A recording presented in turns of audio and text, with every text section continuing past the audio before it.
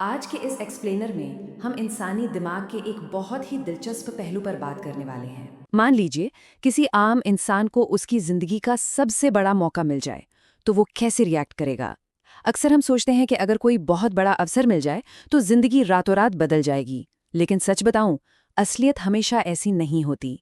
तो चलिए इस साइकोलॉजिकल सफर में थोड़ा गहराई से उतरते हैं और देखते हैं कि जब अवसर बिल्कुल सामने खड़ा होता है तो इंसान का दिमाग असल में कैसे काम करता है। तो एक बहुत ही सीधा और चौंकाने वाला सवाल सामने आता है कि आखिर ऐसा क्या होता है कि लोग अपनी जिंदगी के सबसे शानदार मौके को अपने ही हाथों से फिसल जाने देते हैं। सुनने में ये सवाल जितना आसान लगता है, इसका जवाब उतना ही कॉम्प्लेक्स है। हम इसी सवाल की तह तक जाएंगे और इसके लिए हम दो बिल्कुल अलग दुनियाओं को एनालाइज करेंगे, जो घुमा फिराकर हमें एक ही मंजिल तक ले जाती हैं। इसके लिए हम दो बिल्कुल अलग सिचुएशंस को देखेंगे। एक तरफ है आज के जमाने का एक बेहद मुश्किल और हाई स्टेक सर्वाइवल चैलेंज, जहां 100 लोगों को घने जंगल में छोड़ दिया जाता है और जीतने वाली टीम के लिए पूरे $2.5 लाख यानी $250,000 का बहुत बड़ा इनाम है।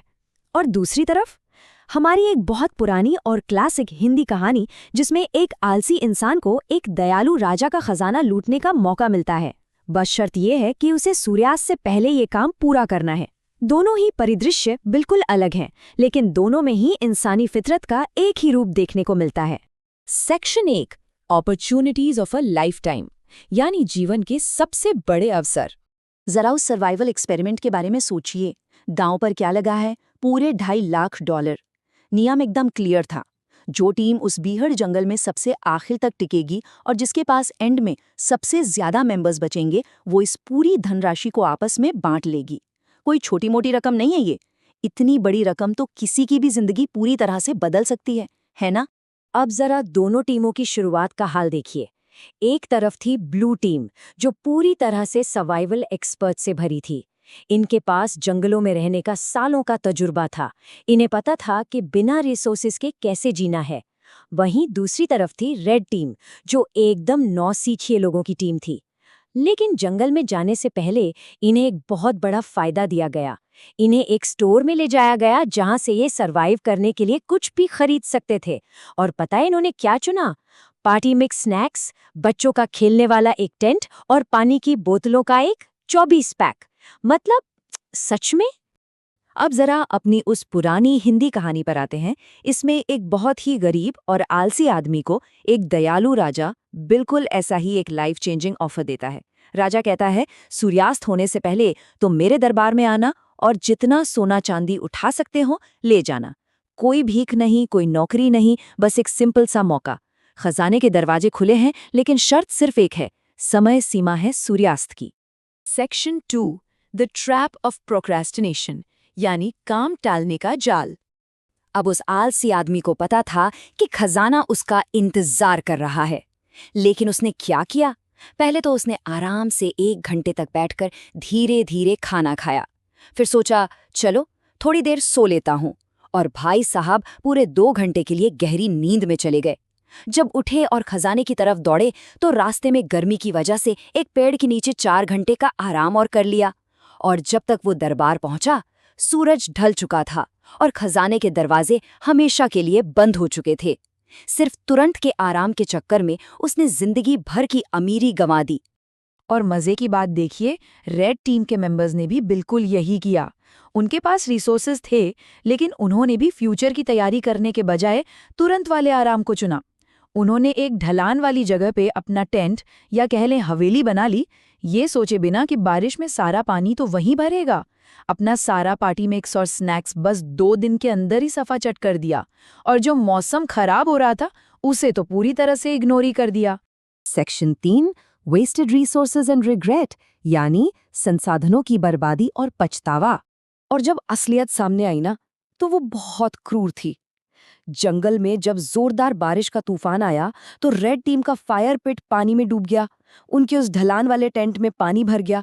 इसका रिजल्ट क्या हुआ?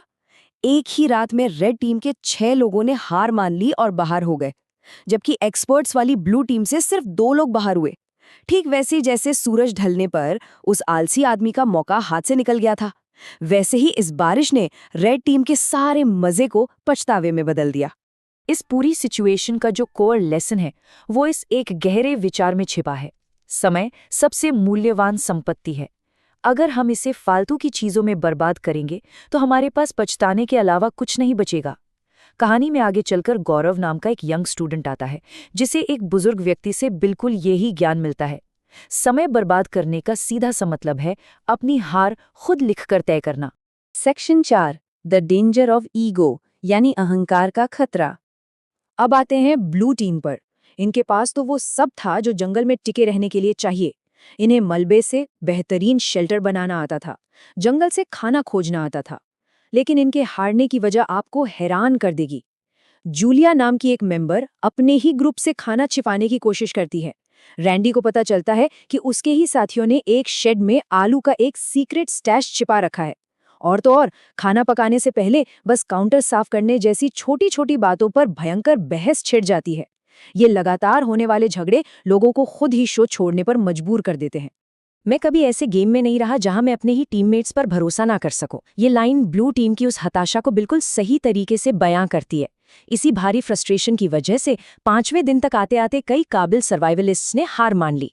टैलेंट या एक्सपर्टीज की कोई कमी नहीं थी, लेकिन ईगो और एक दूसरे पर अविश्वास ने उनकी सबसे बड़ी ताकत को उनकी सबसे बड़ी कमजोरी बना दिया। और इसके बाद जो साइकोलॉजिकल टेस्ट हुआ ना, वो तो और भी माइंड ब्लोइंग था।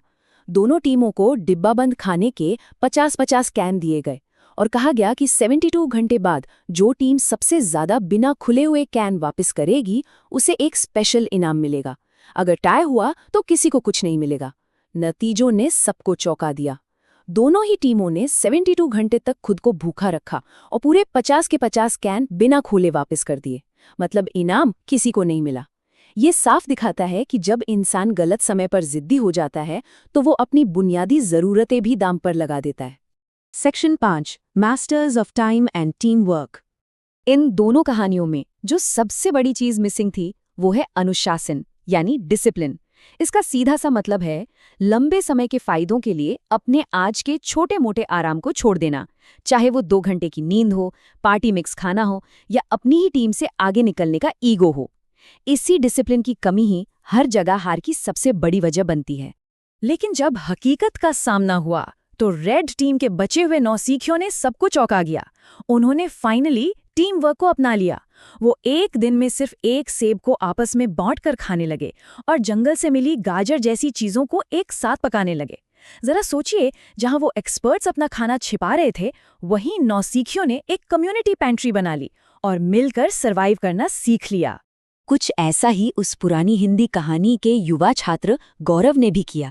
जब उसे समय की असली कीमत समझ आई तो उसने तुरंत फोन पर रील स्क्रॉल करना बंद कर दिया। उसने उस बुजुर्ग की दी हुई सीख को अपनी जिंदगी में उतारा, काम टालने की आदत छोड़ी और देखते ही देखते वो अपने कॉलेज का टॉप स्टूडेंट बन गया। जब हम अपने समय को सही से मैनेज करना सीख जाते हैं तो सफलता खुद ब खुद कदम चूमने लगती है। तो इस पूरे एक्सप्लेनर से हम क्या सीख सकते हैं? पहला, अगर तैयारी पक्की है तो वो किसी भी शुरुआती एडवांटेज को मात दे सकती है। दूसरा, ईगो एक बहुत ही काबिल टीम को भी अंदर से खोखला कर सकता है। तीसरा, रिसोर्सेज को शेयर करने से हम मुश्किल वक्त में ज्यादा देर तक टिक सकते हैं। और चौथा, जो सबसे जरूरी है, समय एक ऐसी करेंसी है जो एक बार खर्च हो गई तो कभी वापस नहीं आती। अब हम इस एक्सप्लेनर के बिल्कुल आखिर में आ गए हैं और जाते जाते एक बहुत ही गहरा सवाल हम सबको खुद से पूछना चाहिए। हम सभी की जिंदगी में वो पल जरूर आता है जब हमारे खजाने का दरवाजा बंद होने वाला होता है। तो जब जिंदगी का वो सूर्यास्त का समय आएगा, क्या हम तैयार होंगे या उस आलसी इंसान की तरह बस किसी पेड़ के नीचे आराम कर रहे होंगे?